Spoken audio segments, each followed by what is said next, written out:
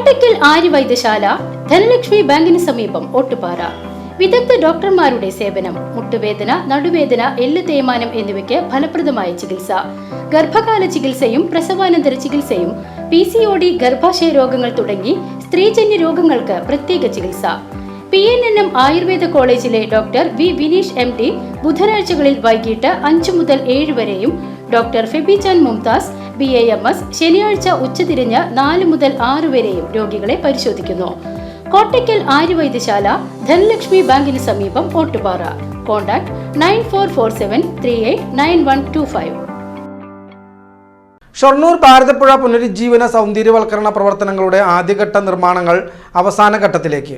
ഷൊർണൂർ നഗരസഭയുടെ 2024-25 വർഷത്തെ സുപ്രധാന പദ്ധതികളിൽ ഉൾപ്പെടുന്ന ഇതിന്റെ ശിലാസ്ഥാപനം 2025 ഓഗസ്റ്റ് 11 അന്നത്തെ ജലവിഭവ വകുപ്പ് മന്ത്രി റോഷി അഗസ്റ്റിനാണ് നിർവഹിച്ചത്.